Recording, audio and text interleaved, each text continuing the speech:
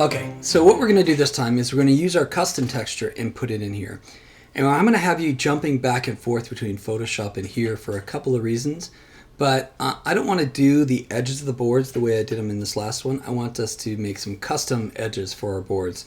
And we'll go from there. And also I want us to do some custom cut-ins for our boards. But first thing we need to do inside of Photoshop is make a normal map. And so if we look at that texture, and we tried to do this really easy last time, but there's, to do it right, I would take this I would copy this, paste it, and then I bring it into levels, and maybe even Control-Shift-U makes it desaturate automatically. Then I take it into levels, and I'd mess with the brightness and contrast. Really what we're looking for is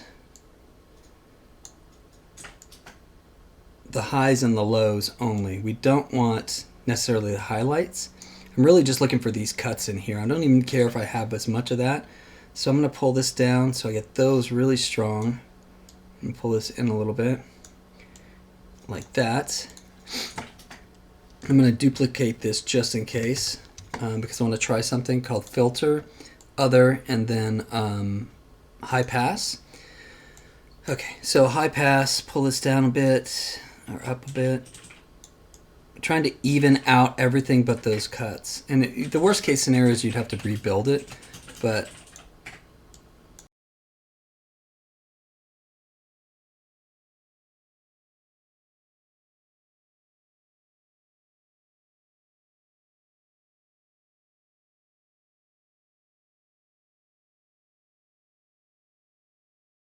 select everything that's all the layers at once. So now I have this masterpiece right here. And now when I come into 3D generate normal maps, it should have a lot more defined where the normals are going to be. So if we look at it in here, it's a lot cleaner. And we can mess with the height and stuff on here if you want. You can say I want it sharper in some areas and not as more blurry or less blurry, so blur it out a little bit, and then maybe fatten up that area between them. Push that up.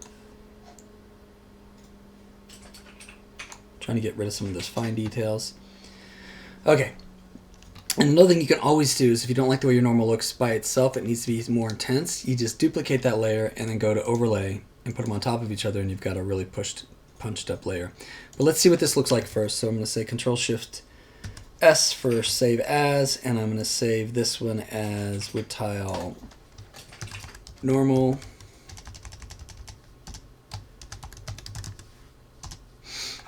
Delete.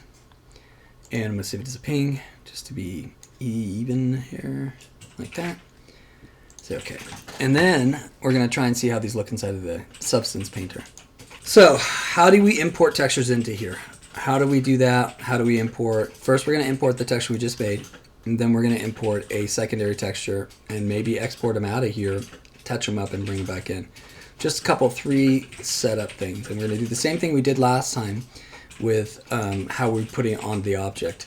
What you have to do to import a texture into here is you have to open up one of the project windows or a texture window. It really doesn't matter as long as this shelf is open. And then the way I always do it is I bring it in from Windows Explorer and I just drag it in. And I move this out of the way and it comes up with this. You don't have to do them independently, but it wants you to define what kind of material, what kind of texture this is. So if you control and click both of them and then say texture, it'll do both at the same time. Which doesn't sound like a big deal for 2, but when there's 10 of them, it does. And we're just going to do them for the current session right now. And now they're in there. So since we didn't bake this yet, or maybe we did, let me see if I did that. Nope, since I didn't bake this, the first thing we're going to do is bake. So we'll turn off the ID map and we'll bake. And it's defaulted at 2048. And say okay. And then we're going to come in here and add a fill layer. I'm going to delete this one. And I'm going to put it into a folder because we're probably going to end up doing some funky stuff with it. But we're going to call this... Oh, you're in there. There we go. Wood painted. And of course...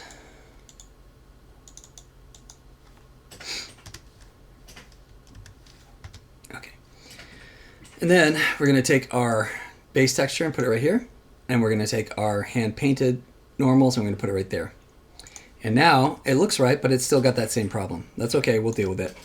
How are we going to deal with it? We're going to go to our 2D, 3D menu so we can see both. And remember how we have this box that goes this way? Well, we can also rotate it in here. We know that it's 90 degrees off, so we just say 90. Easy enough. Then we need to figure out which is the top, and that's the bottom one down there, and this is the bottom. And what we're probably going to have to do for this one, because I'm going to stretch these boards across so it looks like it's only one board, even though we've made it as two, which is probably not the way you would do it. Well, you know what? Let's do 3 boards across since it seems pretty decent size. Yeah, that's fine. So we're going to do 3 boards, and so we have that one, and then we're going to, and you can move it around or you can put it wherever you want. So theoretically, for the texture right now, we're just using this one right here, and it's repeating all over the place. So it's only showing this part of the texture, but it's using this much of the texture. So we have this set up. Now we need to do the same thing for the back, and it's easy as just, we'll call this actually wood top, and we'll copy in this one and call it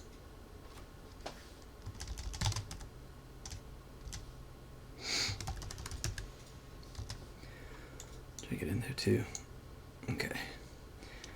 And then we'll probably want to put a mask on this one, a black one. So the problem with that is that we need to have both of these on their own masks. So I'm going to come over here and we're going to put on this, and we're going to make sure it says black because everything is black.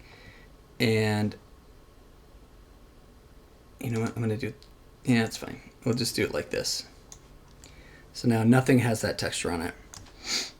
All right, and then I'm going to go ahead and make a black one for this one. It still doesn't have that texture on it, but we're going to say white for this one is here. Turn it on here, and then black is the rest of it, so that works for it. And this one I probably want, yeah, that's right. Okay, so I've got those two set up. The sides aren't in there. So again, we need to make the top and bottom. But the bottom, I need to make sure that it's unwrapped the way I like it for the texture. So I might, you know, take and do it a little bit differently. Yeah, probably not. It's probably fine. Just got to make sure it goes 3 and 3. So it's pretty good. Then we're going to take and duplicate it again.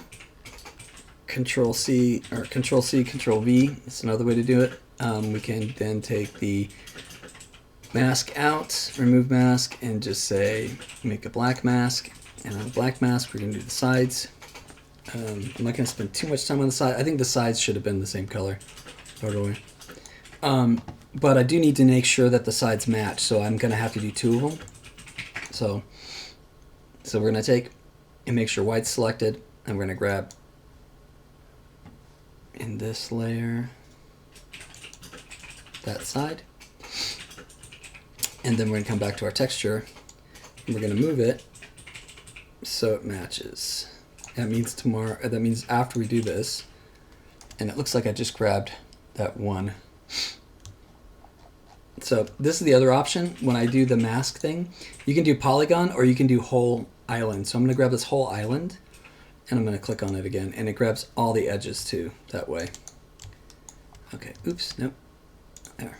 So now I've got that set there. I just need to make sure the bottom matches, so I come back down to the bottom and pull back out and move it over. They should be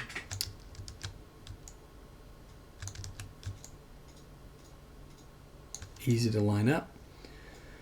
Okay, and then we'll do the same thing for this side. And we'll just, in this case, duplicate them. And then we will grab this texture, go over to here, on black, take this one out, and on white, grab this one. And then we'll come back to the texture.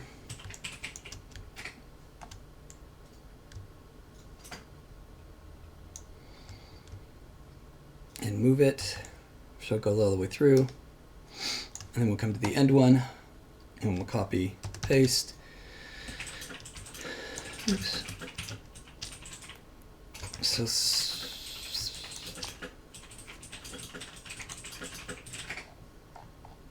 okay. Oh, you suck. Why did you...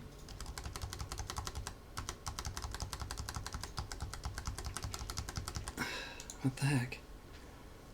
Apparently, undo.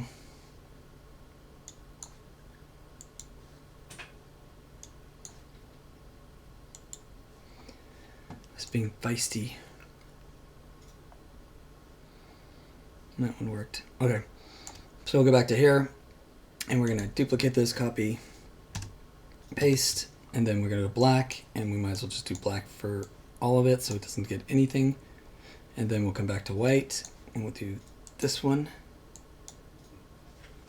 And find that one, and we will go back to the texture.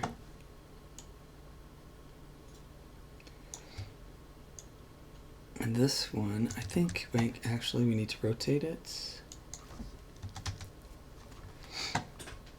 And move it over so it matches. It's interesting.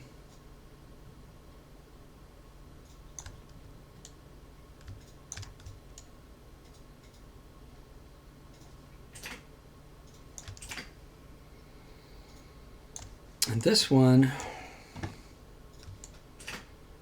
what I might do is turn off the normals.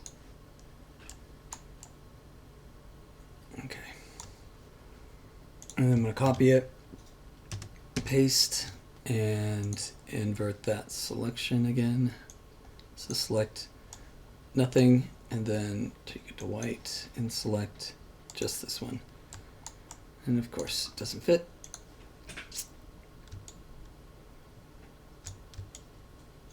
And there we go, close enough. Okay, so probably making these a different color would be good too, at least the tip ones. That would make it feel like it was more correct, like two pieces of wood that have been sawed. And there's a couple ways we could do that, but let's talk about how we can do some more work to these pieces to make them feel right. First off, one of the things I should have done first is turn down that reflective. I know we're trying to make it kind of like a lacquered piece of wood, but we're going to try and pull that back. So the roughness being closer to dark makes it more reflective. So we'll just bring this up to here. And we'll see if that's any better. It's still pretty bright, but that's because it's not just this. These all have their own. So what I'm going to do is do 0.5 to flatten it out. And then I'm going to go to each one of these and say 0.5. I'm going to go to this one and say, and I should have done this before, yes. 0.5, and this one 0.5, and this one, and then this one. Okay, so after you get these textures all set up the way you like them, assuming that I do like it this way, and we can do this in Photoshop too, is we can go File, Export, Textures. Okay, and what we're going to look at is the default setup is albedo, which is the color map, metal smoothness, normal, and emission. We don't have all of those in there, but we have a drop down here that allows us to pick what we want.